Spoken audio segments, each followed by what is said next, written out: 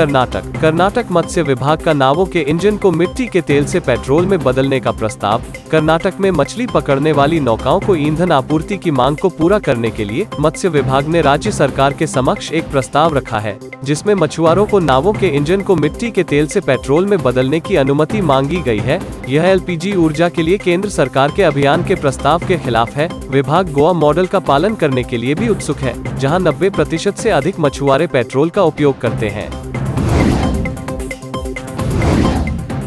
Mysuru नगरहोले tiger reserve में अंतरसाठे one range में काबिनी के पास एक जाल में फंसने के बाद मारे गए बाघिन के 3 शावकों का पता लगाने के लिए वनकर्मियों ने तलाशी अभियान शुरू किया है। नैन्ची कट्टे फीमेल के नाम से जानी जाने वाली बाघिन अपने 3 शावकों के साथ पिछले 2 महीनों से काबिनी सफारी इलाके में घूम रही थी। अंतरसाठे रेंज में तारका बांध लिफ्ट सिंचाई नहर के पास होन्सेकोप्पा गाँव में एक कृषि क्षेत्र में बिछाए गए जाल में फंसने के बाद यह मृत पाया गया।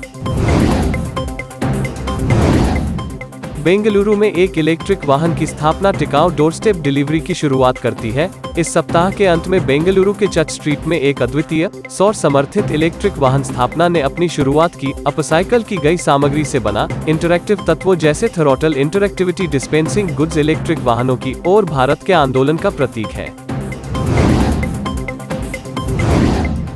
प्रवीण नेत्रु हत्याकांड में एनआईए ने की 15वीं गिरफ्तारी। एक अधिकारी ने रविवार 13 नवंबर को कहा कि कर्नाटक में पॉपुलर फ्रंट ऑफ इंडिया के सदस्यों द्वारा कथित तौर पर भाजपा युवा विंग के नेता प्रवीण नेत्रु की हत्या के मामले में एनआईए ने एक और व्यक्ति को गिरफ्तार किया है। संघीय एजेंसी के एक प्रवक्ता ने बताया कि 26 जुलाई को भाजपा युवा मोर्चा के एक जिला सचिव नेत्रु की हत्या की जाँच में एनआईए द्वारा गिरफ्तार किया गया 15वां आरोपी है।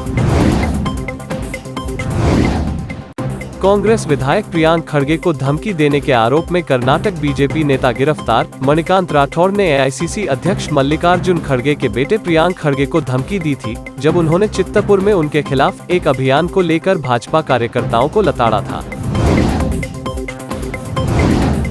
कर्नाटक कांग्रेस के नेता सिद्धारमैया ने 2023 के चुनाव प्रचार के लिए अल्ट्रा लग्जरी बस का अनावरण किया, जबकि कांग्रेस की यात्रा जनवरी के लिए निर्धारित है। सिद्धारमैया ने रविवार को कुछ अन्य नेताओं के साथ कोलार की यात्रा करके बस का परीक्षण किया। कर्नाटक सरकार विवेका योजना स्कूल की कक्षाओं को भगवा रंग में रंगेगी। कर्नाटक में सत्तारूढ़ दल भाजपा नवनिर्मित कक्षाओं को भगवा रंग में रंगने की अपनी योजना को लेकर आलोचनाओं का सामना कर रही है। सरकार विवेका योजना के तहत पुरानी और गैर कार्यात्मक कक्षाओं को बदलने के लिए हजारों नई कक्षाओं का निर्माण कर रही है। आलोचना पर प्रतिक्रिया व्यक्त करते हुए कर्नाटक के शिक्षा मंत्री बीसी नागेश, जो 13 नवंबर को कर्नाटक के गडक जिले में विद्यादान समिति एजुकेशन सोसाइटी के शताब्दी समारोह में बोल रहे थे, नए विवेक कक्षाओं के सुझाव के अनुसार भगवा रंग होगा, आर्किटेक्ट्स और किसी विचारधारा के अनुरूप नहीं। विपक्षी दल कांग्रेस पर निशाना साधते हुए नागेश ने कहा, कुछ लोगों को कुछ रंगों से एलर्जी होती है, मैं उनसे पूछना चाहता हूं कि उनके झंडे में भगवा क्यों है। झंडे से भगवा रंग उतारो और इसे पूरी तरह से हरा रंग दो। कालाबुरागी कर्नाटक के मुख्यमंत्री बसवराज बोम्मई को शिक्षा प्रणाली का भगवाकरण करने और राज्य में विवेक शाला कोठारीगाला निर्माण के नाम पर नए कक्षाओं के निर्माण की शुरुआत करने में कुछ भी गलत नहीं लगा है। कलबुर्गी तालुक के मड़ियाल थांडा में 7601 कक्षाओं के निर्माण कार्य शुरू करने से पहले पत्रकारों से बात करते हुए मुख्यमंत्री ने पूछा, जब राष्ट्रीय ध्वज में भगवा रंग है तो शिक्षा प्रणाली का भगवाकरण करने में क्या गलत है। कैंपेगौड़ा की मूर्ति को लेकर कर्नाटक बीजेपी और विपक्ष के बीच घमासान। सीएम ने गौड़ा को पत्र लिखा और उन्हें फोन पर भी बुलाया और कार्यक्रम में आमंत्रित किया, भाजपा की राज्य इकाई ने ट्वीट किया।